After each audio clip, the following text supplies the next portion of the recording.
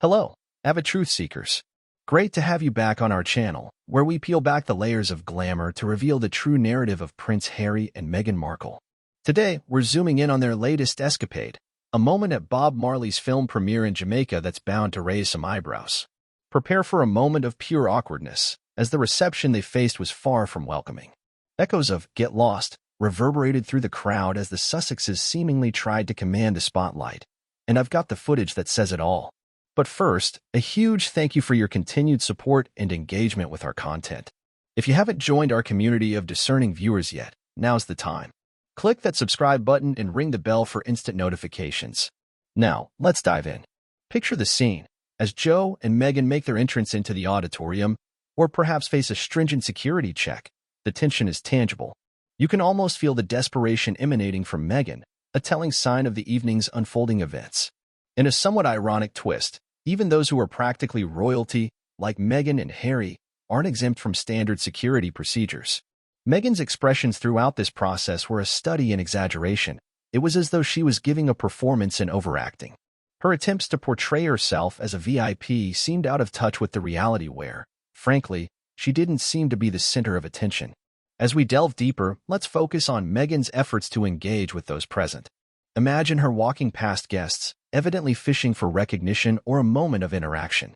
The scene resembled a slow-motion derailment. Her approach is largely ignored, leading to a gradual, almost poetic dimming of her once beaming smile. But the plot thickens. Meghan's awareness of the cameras around her was unmistakable. She seemed determined to ensure her presence was documented, navigating the event with an eye always towards the lens. It was as if she starred in her own dramatic production, with the world as her stage. Now, let's turn our attention to a peculiar aspect of Meghan's behavior, her tendency to touch those around her. This habit, too, has its own set of implications and interpretations. It seems Meghan was on a mission to be noticed at every turn.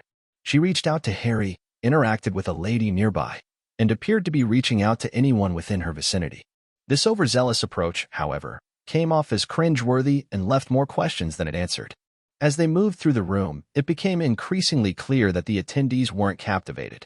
They kept a noticeable distance, steering clear of any engagement with the couple who seemed hungry for attention. The air was thick with a sense of disdain.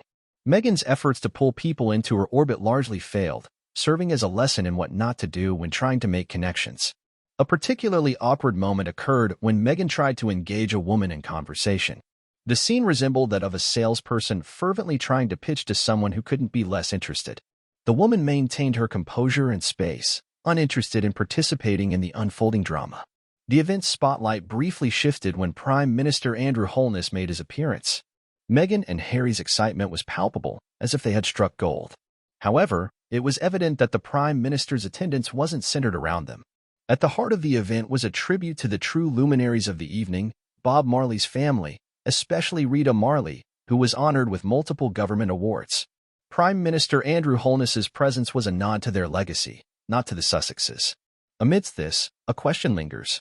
Where are Meghan and Harry's surrogate children? One would expect their presence at such family-oriented events, yet their absence was conspicuous.